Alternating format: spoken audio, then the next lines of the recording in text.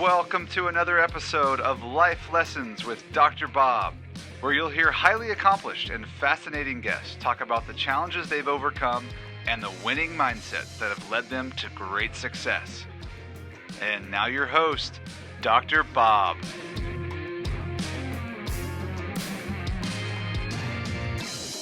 Welcome to another episode of Life Lessons with Dr. Bob.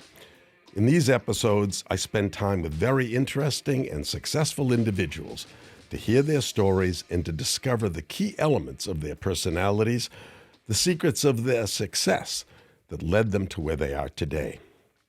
And today, my guest is Burgess Owens, who recently won the 2020 election to become a freshman congressman representing Utah's 4th congressional district. Burgess is going to tell us how a former football star, who is now 70 years old, went back to the future to become a freshman in Congress. First, I'm going to cover some of the basics of his career. Like many people, his road to success was not a straight path. Instead, it was a rather winding one.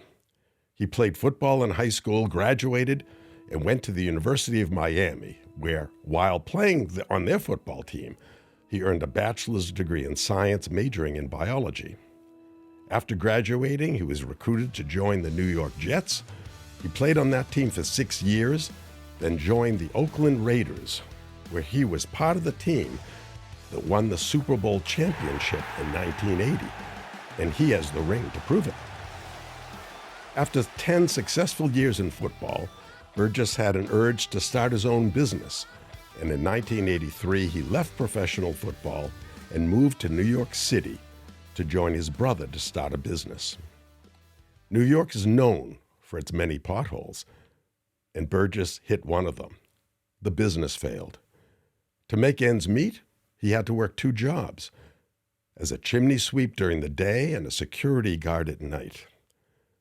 Recently, when I spoke to him, he reflected on that experience, and he said, and I'm going to quote, "There was a very humbling moment, which was also a key moment in my life. One evening at the end of a long day, I stood in my basement apartment and thought, this just can't be the end of my story. America is the land of opportunity. It gave me the opportunity to become a star football player, and now it's giving me the opportunity to do whatever I can to be a star at something else." And that belief in America and in himself kick-started a new chapter in his life. He started to write his first book, and he founded Second Chance for Youth, a nonprofit aimed at helping troubled kids. He also decided the best way to help troubled kids was to help America return to its roots. So he ran for Congress in the 2020 election and won a seat representing Utah's 4th district. He's here today to tell us more about his life's path and what he plans to accomplish on the remaining part of that journey. Congressman, it's my pleasure to welcome you to the show. Dr. Bob, looking forward to it. And we were talking about this earlier. I really appreciate the homework you did in preparing for this. We're going to have a good conversation. I really look forward to going through all the ins and outs of that process you just talked about a minute ago. Great. There are a number of topics. Your life is so filled with them that I had to narrow it down to maybe 6 or 7. But the first one is your core beliefs. You said that when you left the NFL, you were a cocky liberal. And today, you are a very thoughtful conservative. Tell us about your core beliefs. Well, it's interesting. I was, first of all, very blessed to have been raised when I was raised up. I was raised in deep South Tallahassee, Florida, in the 60s, the days of KKK, Jim Crow, and segregation. The caveat is I was raised in a remarkable community, remarkable family unit, a remarkable, exciting, and very confident community that really believed in our country. My dad came back from World War II, and I'll say this, one thing that my community had in common with all the other communities, we were not assimilating in those days, but we did believe in the country. We believed in meritocracy. We believed in second chances. I would say that the greatest thing that came out of that community believing is that this is a country, if you dream big, you work hard, You overcome your obstacles and know that it's not going to always go well. That your dreams will come true at some point. So I would say my core focus, what I believe that any American, anyone who comes to this country, no matter how they get here, what language they speak, if they want to get to the American middle class to see their dreams, it's all about faith, family, the free market, and education. It's really that simple. So I'm an advocate of that. I like to highlight that with any policies that I go through. I like to encourage people to realize, hang in there with those four core principles, tenets. Go through the obstacles you have to go through, and if you focus on your faith, be committed to your family unit, whatever you have to do to make sure that they're going to survive and move forward and be hopeful. Take advantage of the free market. And if you decide not to do it yourself, at least appreciate those who do. It takes risk. It takes foresight. It takes vision. And the most important thing is we have to educate ourselves on how great this country truly is. That is the most important thing. We know our history. We know what can happen to us as we move forward and into our futures. But unlike today, where so many black families have an absent father, an absent male figure in the home, you grew up with a solid family unit. Your father was employed. You had a mom. Tell me how having a father made all the difference. It's paramount. The family is really what makes our country so I'll say this: the appreciation for the family, the way it had been when I was growing up, the respect for the roles that moms and dads had. I always thought that was important. I was very, very blessed to see around me at the time a community that was all into the family. The black community, this is something that's not being taught out there, and we need to get back to our history. But the reason why I had so much success and what I saw was the family unit was everything. We led our country in terms of men committed to marriage at that point, 70%, the 40s, 50s, and 60s. We had a higher percentage of black women being married at that time than white women until 1970. So the family was everything.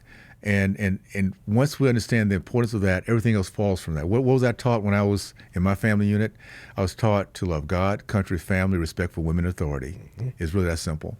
You learn that in your family unit, and it goes from there. What caused the destruction of the black family? What caused so rapidly, 30 or 40 years, where black families were cohesive, where most of them, the vast majority of them, had fathers living at home, and today that's not the case. What caused that shift? What caused the shift was, and let me just add to that, because I mentioned some success. I think it's important to see the other pieces of that success. Family was there. That was our foundation. That's where we learned respect. That's where we learned discipline. But then you also had around me business owners everywhere. Mm-hmm. So you can see. And some of them black. Well, my community was all segregated, so all were black. All were black. All were black. At that time, 40% of the black community were business owners. Mm-hmm. Because if you're in a segregated community, we're not getting it from any place else. So it'd be Perkins Service Station or Speed Grocery Store or Baker's Pharmacy or the hospital with black doctors and nurses. Everything we saw around me was ownership. It was hard work, taking risk. The idea that you have a good name and pass that on to the next generation, that was all part of that culture that made that community so unique. Education was everything. My dad was a college professor, so I had a chance. He was in research. Had a chance every summer to go up and work at his campus, at his laboratory. So if you wonder why my studies were in biology, because I had an understanding, I had a confidence in that area. So you put that together. You come away with a community that was literally one of the fastest growing in the country in terms of the middle class.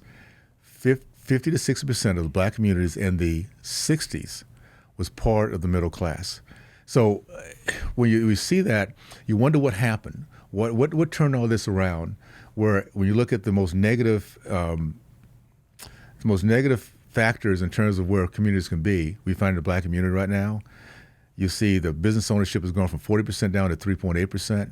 You see now 70 to 80% of black men now no longer taking care of their families. You see the lack of respect for law and order. All that starts when you begin to tear down the family unit.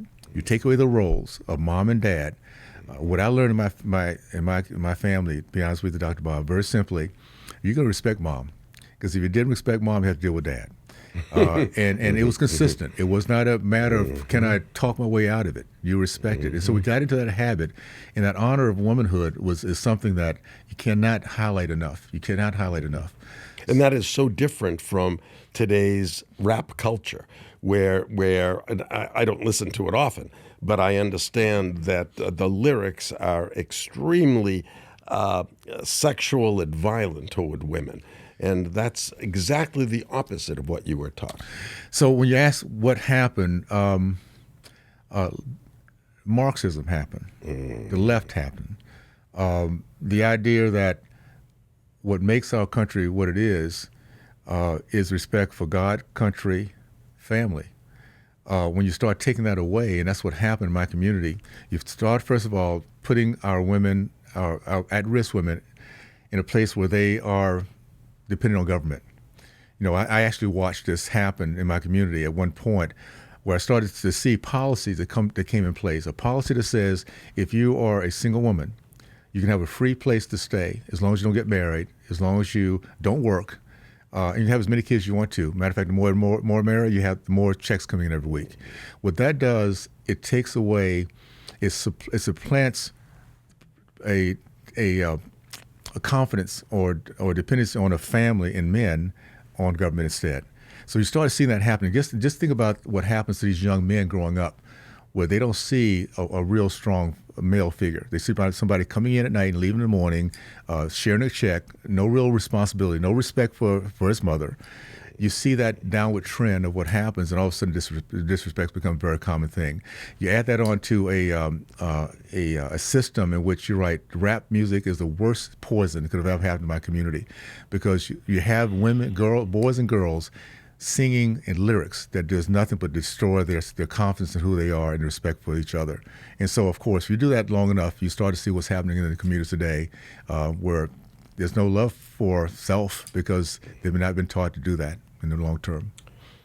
Well, and it's a breath of fresh air when someone with your background and knowledge comes to Congress and is willing to spend your time flying back and forth between your home and your office in Washington and trying to get things right. Now, you had four principles in your campaign. As I recall, they were head, heart, hand, and home. Yeah. Can you expand on each of those? Good. And I think I understand them. Yeah. I'd like to hear your description. So head, heart, hands, and home makes it very, very easy. It was actually something that Booker T. Washington taught my race. It comes down to what I just said before: is faith, family, the free market, and education. Head is education, heart is faith, hands is industry, free market, and of course you get to education. So those are things that I was taught in, and it was amazing when you start to understand that how basic it is. And again, once any person, any culture defines themselves in that area, then they're on their way to become part of the middle class.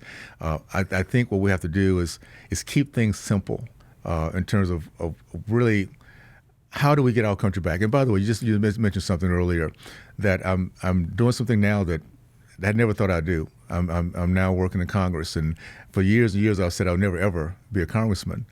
But I think what's happening now is that many of us are kind of looking around and seeing what can we do.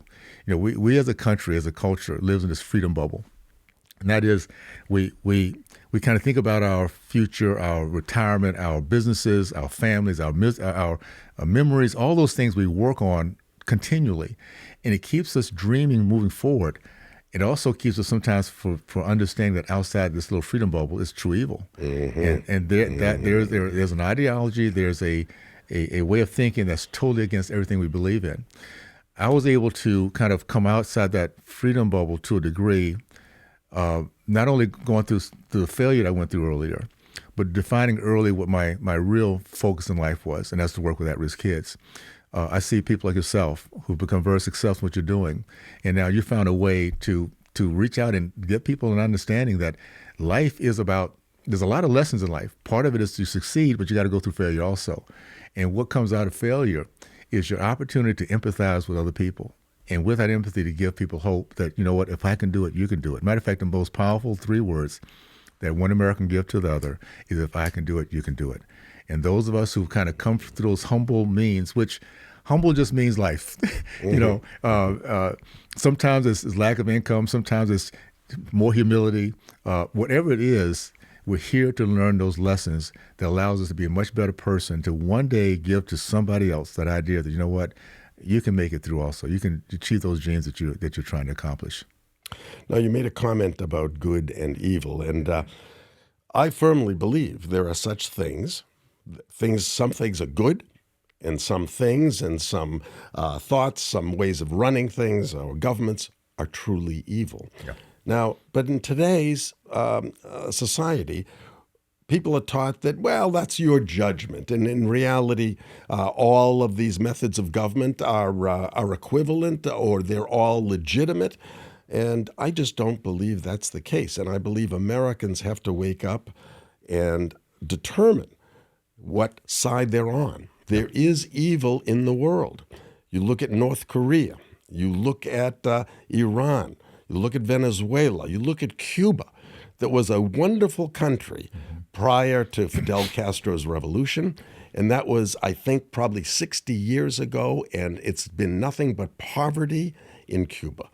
Now, some people will sing the praises of Cuba, that there's free medical care and free education. Well, I've been to Cuba, and I can tell you the drugstores are empty. It's free, but they don't have any. Yeah.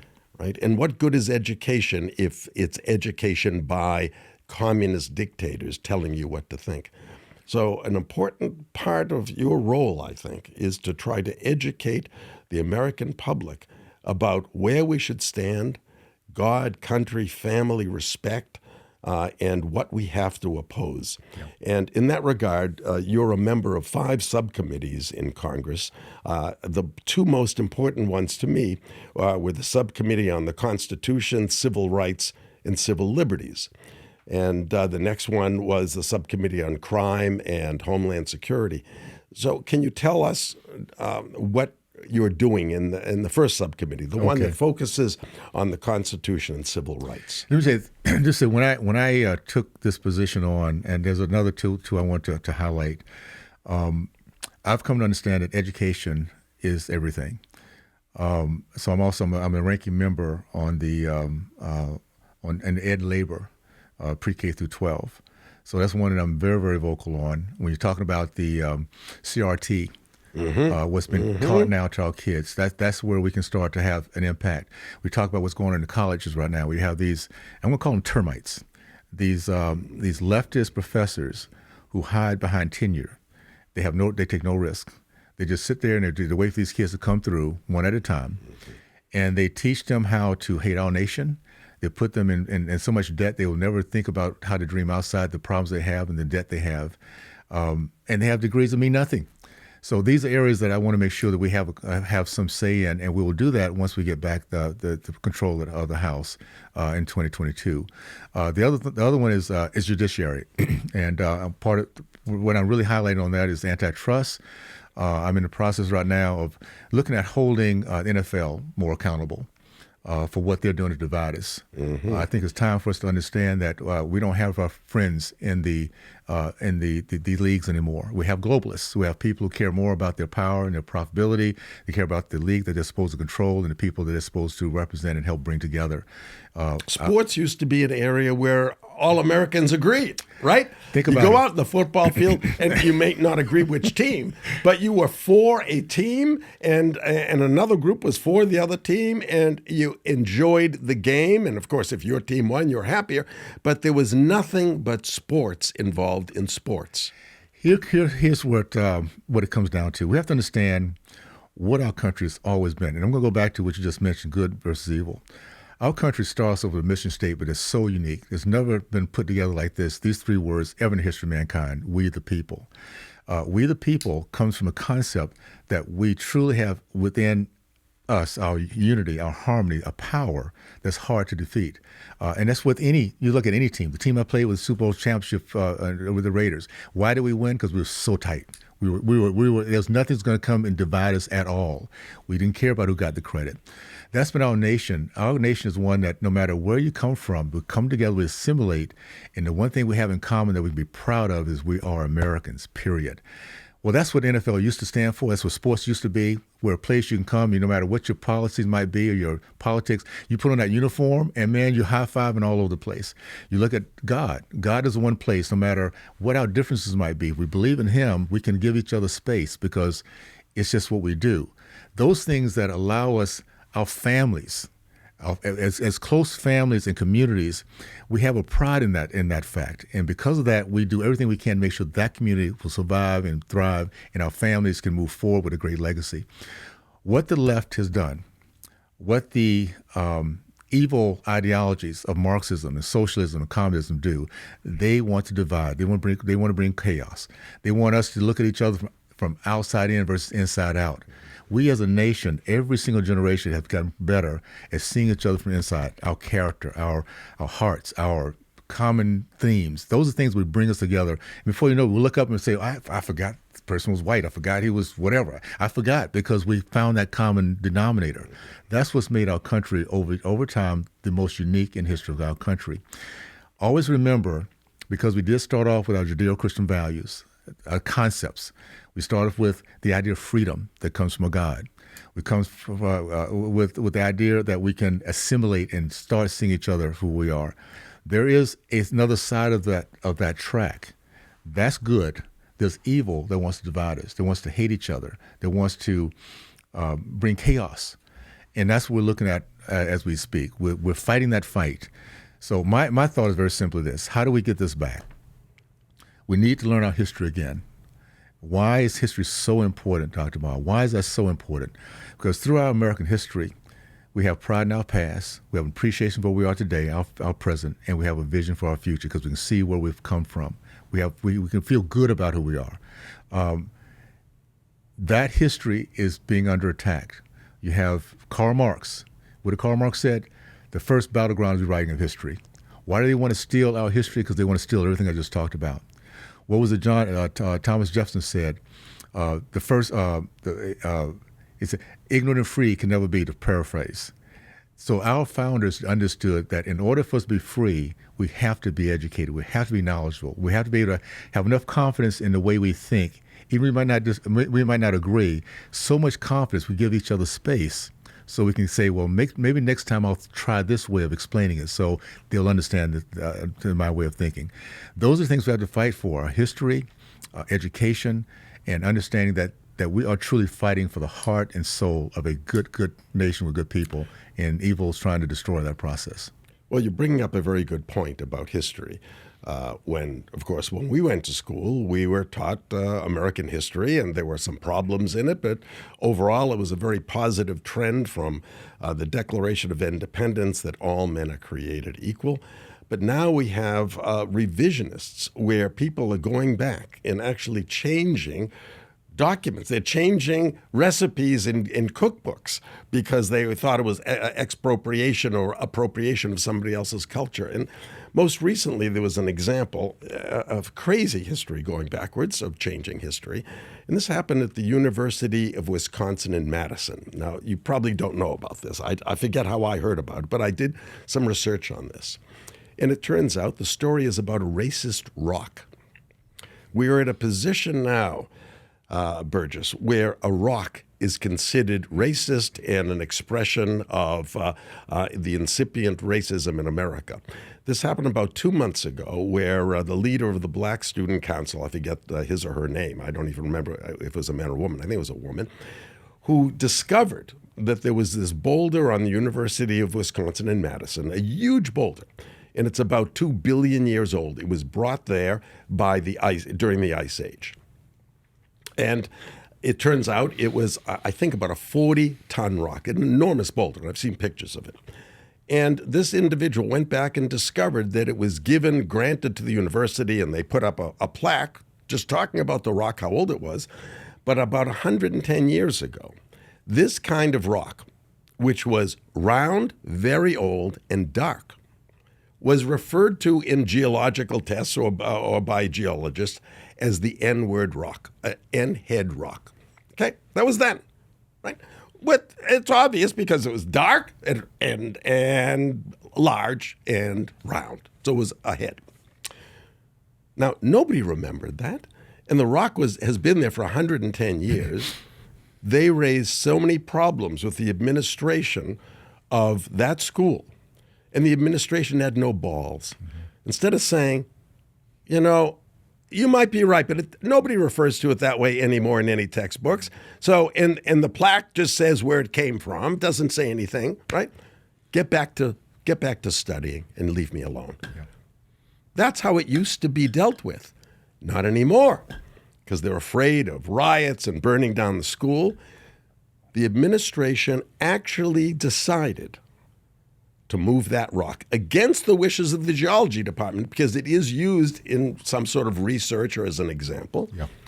They spent $50,000, Burgess, to move the rock to a different place on campus, because this person claimed it was a sign of historical oppression that made him and all his black colleagues upset every day. There's something wrong with you if a rock is making you upset. But here's what's happening. We're changing the topography. We're moving rocks around. We're moving words around. We're moving the culture around. Yeah. The first battleground is rewriting of history. Remember that, Karl Marx.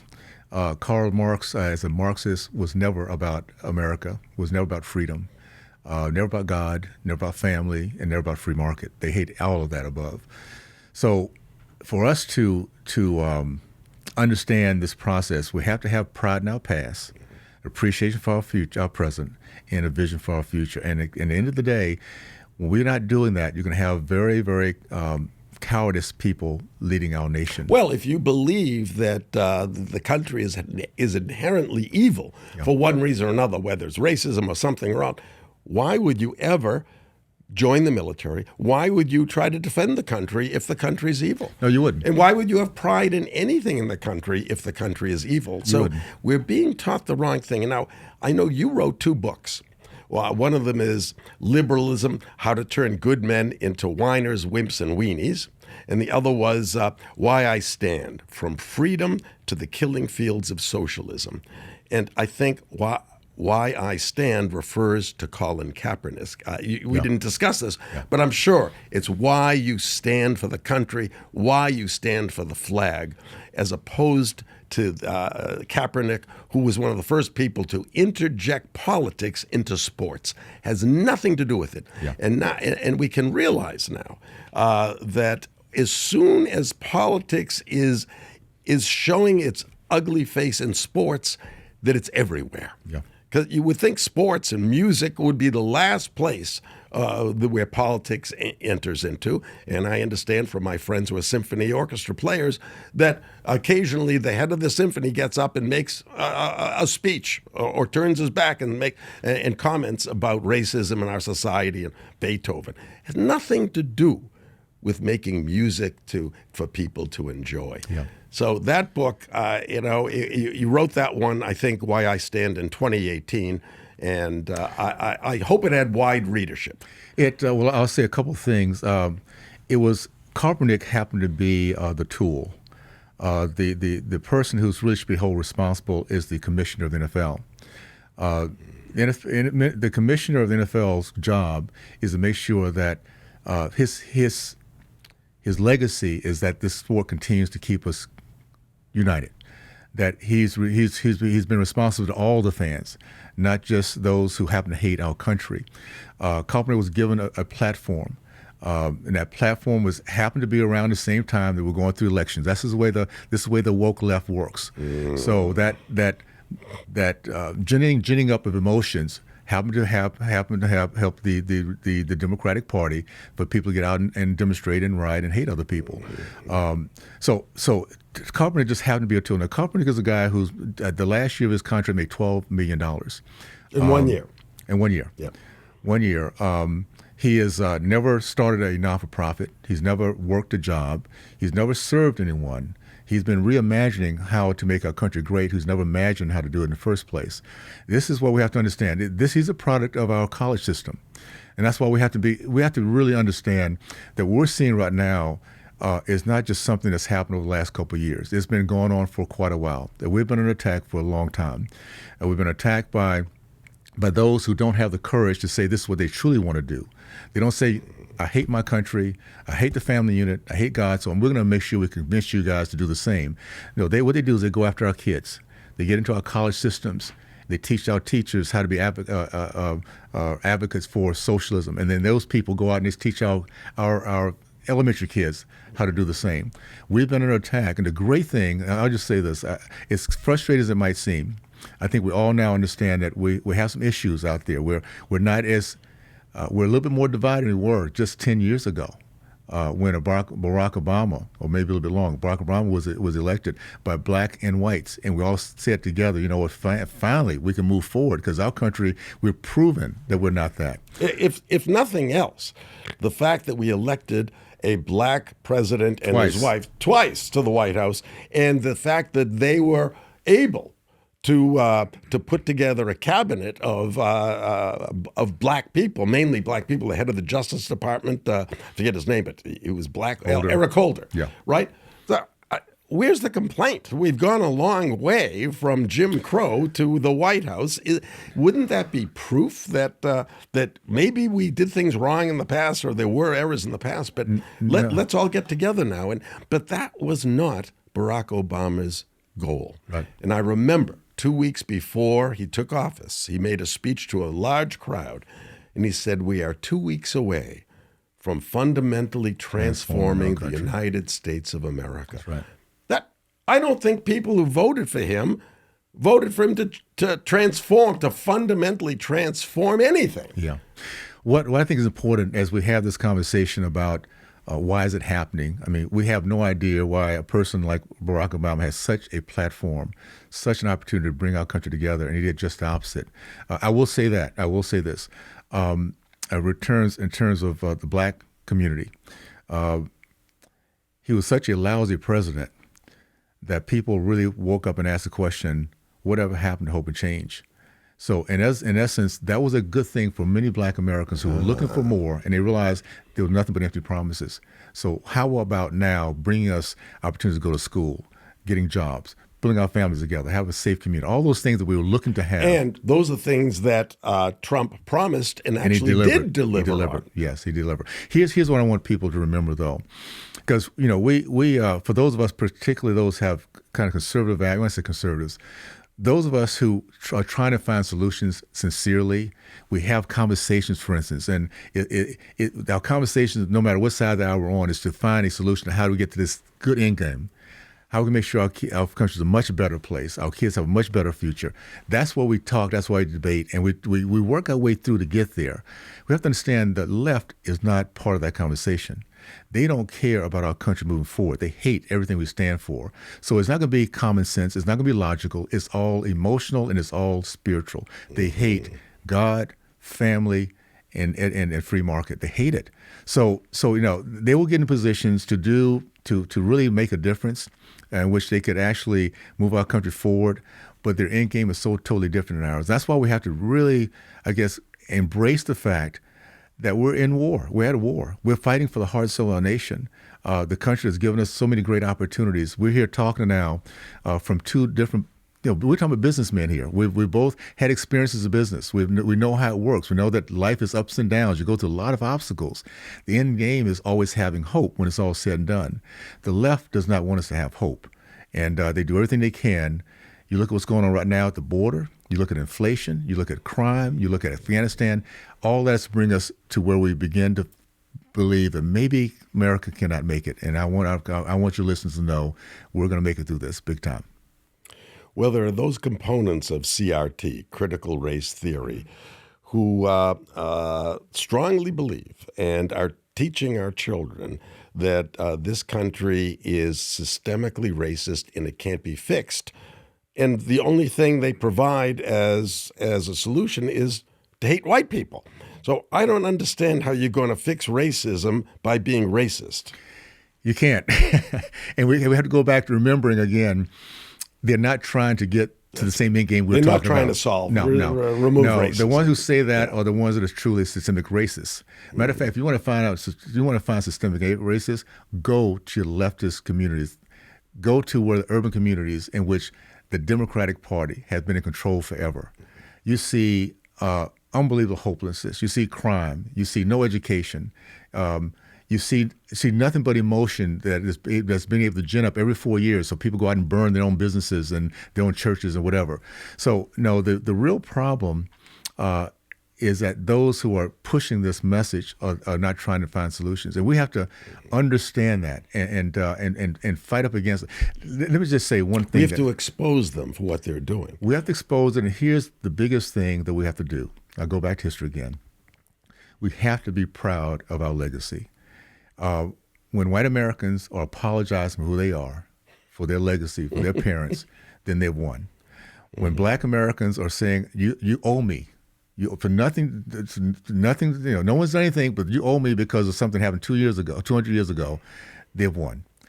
They want to divide us in every way possible. If it's not going to be black and white, it's going to be short and tall. It's going to be something else. Believe me, that's what they do best.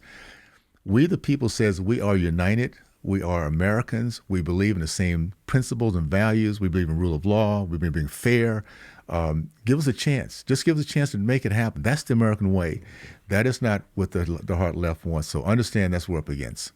Well, I believe you're right. Their goals are different. And for example, in California, let's talk about crime, that the legislature in California has redefined shoplifting and any theft under $950 or less is now a misdemeanor. It is no longer a felony.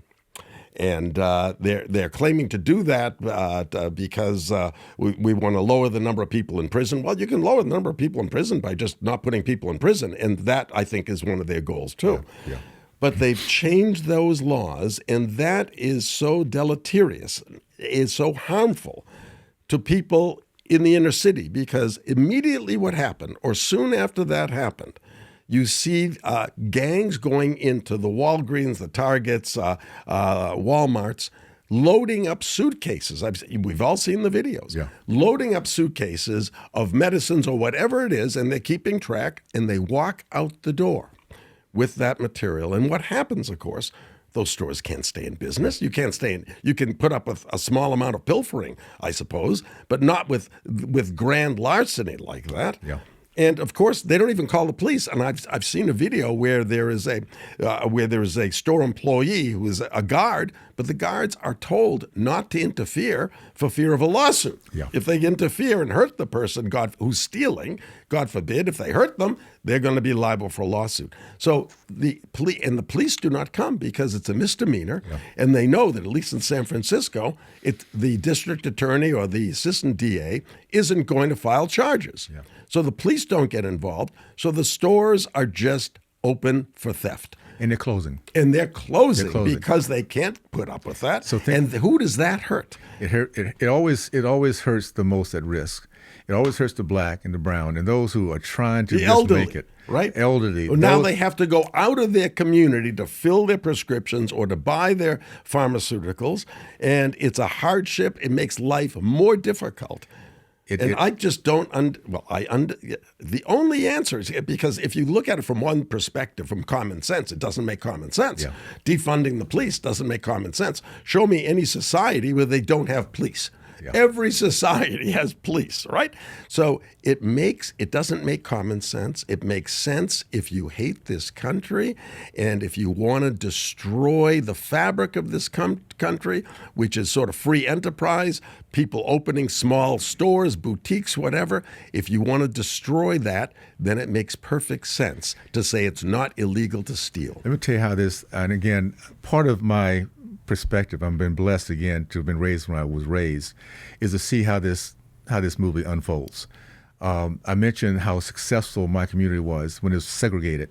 We had 40% of black Americans were business owners, which equated to 50 to 60% of black Americans across this country, not just Tallahassee, D.C. and Texas and California, I had no idea. being part of the middle class. That was the case. Exactly. Such a high percentage. Oh, big time. Because think about it's a community where everything stays there. This community where you had those businesses I just talked about, the money stayed there, the leadership stayed there, the business owners stayed there, the vision, the commitment to our kids stayed there. Everything was there. Now, guess what happens over the time? That 40% has gone down to 3.8%. What has happened is that middle class, and by the way, small business owners is the power of the middle class. The middle class is the biggest threat to elitism that you can find, because the middle class is where you have empathy, you have service, you have vision, you have hard work, you have discipline, you have rule of law. All those things happen within the middle class. And the stronger that middle class, the better our culture is in terms of assimilating, bringing people in. That's who we are. That middle class is what allows us to be the great country we are. What happened to the black community? That middle class was squeezed because the business owners were taken away. And now you have more elitists, those who literally hate anybody who's not part of their class. And you have people who are dependent, who cannot wait for more things to come from the elitist class. So you have this elitist and dependent class growing, the middle class shrinking, and that is exactly what they're trying to do to our country. What happened to my community, that great, proud, patriotic, educated, entrepreneurial community is no longer there. You have elitism, though. You have people that are they don't mind closing down these stores because they're going to get their things from Amazon Prime. It's going to come to their door. So they don't get hit by the same things that normal people have to go through, and that's why what Marxists are able to do, they use misery as a political strategy. They have to understand this about these folks. They have no heart. They have no empathy. They're all about power. It's all about money. It's all about themselves. I would say it's the greatest combination of narcissism and psychopaths. They can care less about people. They have no heart. So what do? They make people's lives miserable. They don't mind defunding the police because they don't care who gets killed, who gets hurt. He don't care because they're not going to get hurt. They're not going to get killed. So this is what we're up against, and it's truly good versus evil. We talked about that at the very beginning of our conversation. I hope Americans understand this. You get people out there to listen to this conversation. It's not about Democrats or Republicans, independents. It's about good versus evil. It's about our country moving forward and being the great country that was foreseen centuries ago, that we fought hard to maintain, or becoming a Cuba and Afghanistan or China or whatever, where people's lives mean nothing because those who are in charge get everything they need just by their whim and their desires. And by oppressing everyone else. Yeah, exactly. And the way to oppression is through division, to get people to hate each other so they can't get together on a common ground. They can't vote together. They're going to hate each other. So division, and that's what's been happening in our country. And unfortunately, it's continuing, but hopefully we're going to see a better day. Now, tell me. Can I say something to that, sure. Dr. Bob? Because I think it's important. And we talked about this earlier. The thing that we give each other that keeps us moving forward as a country is hope. It's what happened after 9/11. It's what happened after Pearl Harbor. We come together at one point and say, okay, we're under attack. What do we do now? And we look at each other and say, we are the solution. We are the people who make this happen. 2020 is that moment for us. It was amazing to see the suffering, the misery, the job loss, the depression, all those things that's going on that we're now understanding. And by the way, misery see no color. It's across the board. So we have now people for the first time, I see in a long time, Democrats, Independents, and Republicans, blacks and whites, Hispanics, Jews. It doesn't matter. We're talking like we never have talked because we're experiencing the exact same disheartening attack, and we don't want to be disheartened. So we're saying, well, what is our solution to this? I mean, what do we now have to do? But do we need another 9/11 to wake people up? Because what happened in 2020, 2019, 20, COVID. So people will blame a virus. They won't even blame the Chinese, which we should blame, not the Chinese people, but the Chinese Communist Party for inventing this kind of virus. But you can't get together to fight a virus, but you can get together to fight a political party that's destined or determined to ruin us. So do we need another 9/11 to wake people up and for people to say this? We've gone far enough. Of course we've seen the looting in stores, the burning of certain cities after things, but people can say, well, that's not in my city. All right, that's Oakland or that's Manhattan. It's not in my city.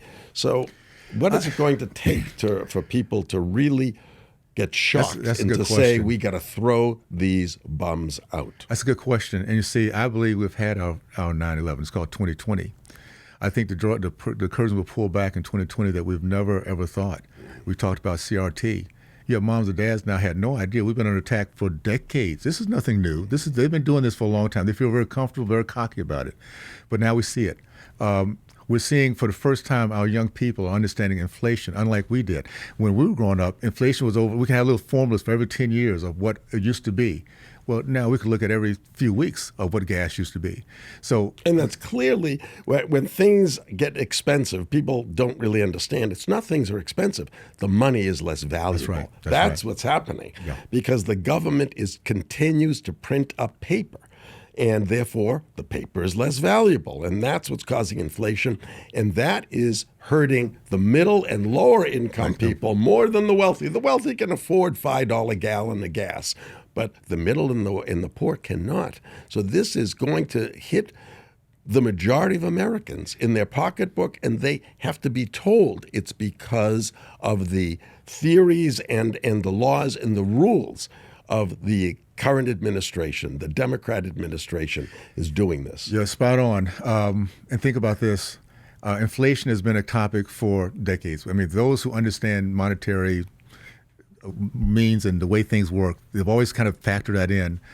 We've never had conversations about inflation the way we have right now. Mm-hmm. With my 27-year-old daughter, who has 3 kids, and said, "Dad, this is crazy," and her friends are saying the same thing. So my point is this. The conversations we're having now because of 2020 are eye-opening experiences. We are now talking like we never have talked before, and I can't say this enough. The most powerful thing that Americans can do is start having conversations together. Mm-hmm. We might not agree on everything, but we're now trying to once again work toward the same end game, which is to succeed and come out of this. I think between inflation, you look at all the crime. The open borders now that everybody that's going to be another thing that right now people say it's happening down in southern Texas. No, it's as they start to push these people into our neighborhoods. Of course, they're not going to stay in Texas. And the government is putting them on buses and taking them to cities around the United States and just letting them go.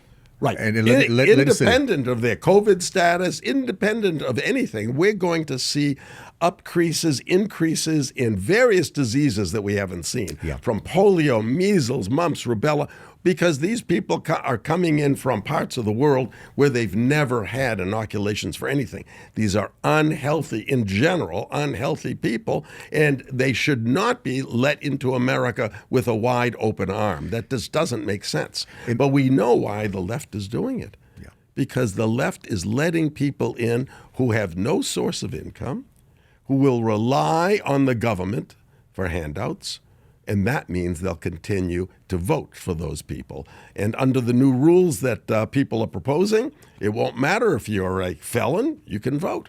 It won't matter if you're not a citizen, you'll be able to vote. You won't even be able to question their status as a citizen. Yeah.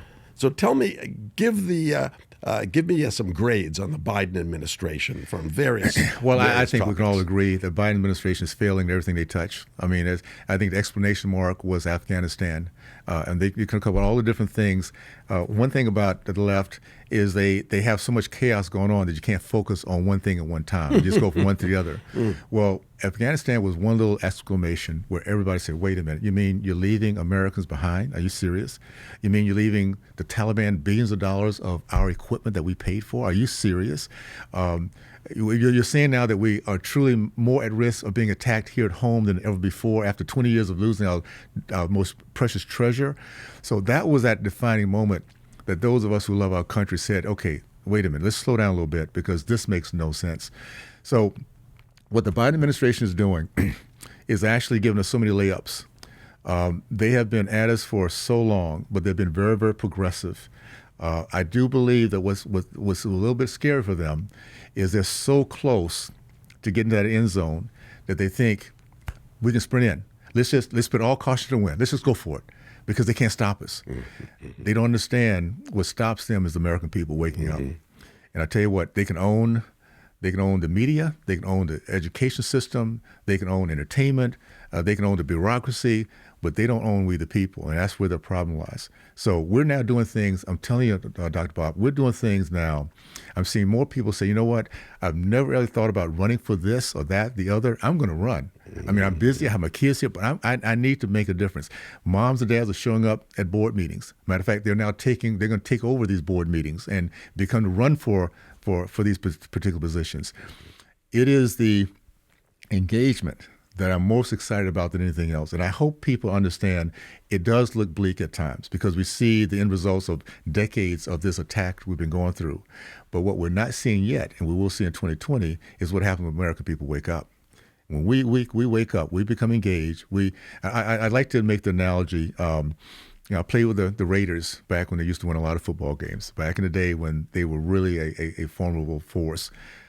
The one thing about the year that we won the Super Bowl, is that every player, every position took the onus that they would not be the weak link. I remember thinking that myself. I had so much respect for my other guys. I had so much belief that they were going to do their part. I did not want to be the weak link. We're now come to the point in our country where people are saying, you know what? I'm going to come out of the sidelines, I'm going to come out of the stands. I'm going to add my part to this play, whatever it might be. I don't care what it is. If it's just a little bit, there's a lot, I'm going to add my piece. When we start acting that way, there's no stopping us. And that's what I'm most excited about is the engagement factor that Americans now, as we have these conversations, are now coming to the plate and say, I'm going to be part of it. I see it too, and I've heard and read stories about angry moms who are showing up at school committee meetings and raising a ruckus and being willing to disrupt the meeting. Conservatives have to be willing to be less polite because they are whipping us now. So we have to be willing to raise a ruckus, to interfere with those meetings, and more importantly, run for those positions. And we have 350 million people in America. Some percent of those have to be willing to step up. Not everybody can do it. There's time constraints, money constraints, emotional things, but we have to stop just tweeting and emailing each other about this and take some action. And in your life, a lot of things have changed in America over your lifetime, over our lifetimes. And when I think of you standing the first time in the halls of Congress to make a speech, and knowing that you came from such modest means and fell into a pit where you were cleaning chimneys, which, look, I believe all work is honorable, but it's a long way from cleaning chimneys, right, to standing in Congress. What went through your mind about the magnificent path that you've taken? First, let me just say one thing about your last comment that I want people to recognize, and I'm going to answer that question. Understand why it's so important that we take a part, that each of us do a little piece we can, because we're dealing with cowards and bullies. Mm-hmm. Understand that cowards and bullies do not like to see strength. They don't like to see engaged American people. When we show up and mothers start letting these people know you're going to be out of a job next year, they start getting off their little cocky pillar and begin to understand that they are at risk. So that's the most important thing about that. We're dealing with cowards and bullies. When it comes down to this new role I have now as a congressman, it's really interesting because as you go through life and you begin to understand how it comes and flows. I'm a Super Bowl champion. People remember that. I was Super Bowl Raider with the Raiders. But what people don't know is for 12 years before that, every team I played was losing teams. From high school to 4 years at the University of Miami to 7 years with the Jets, and I had one winning season. So for me to get to that 13th season, it was a pinnacle moment that I can look back on and say, this is the way life works. For me to go through that process of NFL, then fall flat, become a chimney sweep and a security guard, very humbling. Mm. But I can look back and see, that's a part of the life process. And eventually you'll come back even stronger if you learn the lessons from it. So it's not that I'm totally shocked that I'm in the position to do what I'm doing right now. I never foresaw it. I never thought it'll happen. I actually thought that I was doing my life mission, work with kids with Second Chance of Youth, which is work with at-risk kids. I thought that was going to be my mission. But as with every mission, if you just stay tuned in and try to find where you're supposed to be, what you're supposed to do in life. And my life was to start that program and then give it a bigger platform by being in a position where I can talk with other congressmen and how can we help more of our kids to have this second chance. So I look at it as a great opportunity. I feel very humbled. I'll be honest with you. I've been asked about how do I feel about the NFL Super Bowl championship and being in Congress, and it's an easy call for me. I've never seen anything more important and more impressive than the team I'm part of right now. And I can remember sitting in the locker room. I remember sitting in the locker room after all those years of losing with the silver and black, getting ready to go out and play the Super Bowl game. And I'm seeing these guys I'm in the locker room with saying, I cannot believe I'm sitting here with these guys. I'm actually about to go out to play the biggest game of my career. After all these years of losing, kind of thinking it will never happen, here I am. Well, I feel the same way now with this group of congressmen. I cannot believe that I've been given the opportunity to represent a great state, a great district who believes in my values, to be part of this conversation. Think about this. We're part of a conversation at a time that our country needs it most. We're in the process of doing our own part, that helping Americans to wake up to how great we are and have been, and that we're truly at war at this point. What a great time to be alive, to be part of this process, and be blessed. It's an important time in really America and in the world. Because if America fails, if America is no longer a world power and a land of opportunity, then there are evil forces around the world who are going to be moving in on less powerful countries. And I'm afraid we're going to see, because of our administration's failure in Afghanistan, the fear of fighting, the failure to stand up to protect Americans and to protect the brave people of Afghanistan who stood with us for 20 years and now are probably at risk of being slaughtered. We're going to see countries like China become much more aggressive. I hope that we won't see them make moves on Taiwan, though I expect that they will.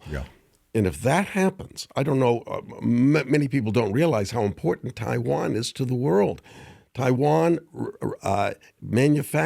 is responsible for manufacturing 30 to 40% of all the semiconductors made in the world. And if China controls Taiwan, then China will control semiconductors, and without semiconductors, nothing works. You can't build cars, you can't build computers, you can't build anything. And similarly, other evil forces, Iran. We're likely to see Iran make moves against Israel or against Saudi Arabia or other countries in the Middle East that they have not done yet because they are under threat of Trump or America taking stands against them. So what you're doing, we are on a precipice, and you are one of those few people who are standing on that precipice and keeping us from going into it. And it's just a remarkable time for you, and it's your calling. Can I say this to that team I mentioned before? When I look back on it, I remember how every player played such a critical part. For those who remember the Raiders those days, we had a punter called Ray Guy, and Ray Guy would come in and deep in our end zone, on our side, in our territory, 10-yard line, he would kick it to the other side, and he would have a punt returner that just do his job at that particular point. What I recognize, I look back over that season, is that every single one of us, some played more of the game, some played more visible positions, but we all played a part. And that's the point I'm making about our country. Americans now are saying, I want to be on the field of action. I want to be part of this. Your podcast right now, you give me a platform to have my conversation. And everybody involved with this process have had experiences, they've had training to get to where we can give a message out, and that's what we do as a country, as Americans. So my part is just one piece of it, and what I'm excited about is the fact that so many Americans say, I want to be in the field. I'm tired of sitting on the sideline. What can I do? That's our power, that's our strength, and that's why 2020 to me is we're going to look back and say that was our Pearl Harbor, that was our 9/11. It was our moment. It wasn't as violent, but it was just as destructive because we saw how easy we can lose the ability to have a business, to go to church, to put our kids in school. Freedoms we never ever thought would ever come under threat. We saw it happening all of a sudden with an executive order, and executive orders that some of these people still don't want to give up. So I'm more encouraged now. I'll be honest with you. I've always been excited about our country. There's times I've been a little disappointed that we weren't coming around a little bit faster. I've never been more excited about what I see in our country right now and our future than where we're at this point, because I see how we handle contrast in the past. I know how we're going to handle in the future, and whatever those other evil factors out there, we're going to be ready for it. I just feel it. Truly inspirational, inspirational, Congressman. I want to thank you for joining me today, and I want to thank you so much more for the courage, the bravery, the hard work, the intellect that you are now putting into this very important task of keeping America safe and strong. Well, Dr. Bob, just remember this. I'm going to give you a little thought, something from Al Davis' days, and this is what I see our country. It's always been the case. He made three words: "Just win, baby," and that's who we are. So I want to thank you for giving me this platform, for everything that Americans across who's listening to this podcast. What we're doing right now to become more engaged, more educated, and loving our country even more. We're gonna overcome this evil in a big win. I look forward to seeing that day come for sure. You are certainly a major player on that battlefield, and thank you again. Thank you, Dr. Rob. Dr. Rob, appreciate it big time. Thanks so much for listening to another episode of Life Lessons with Dr. Bob. If you enjoyed these interviews with some of today's most influential thought leaders, please follow and rate the show on your favorite podcast platform. And don't forget, you can also watch each episode on YouTube as well. We'll see you next time.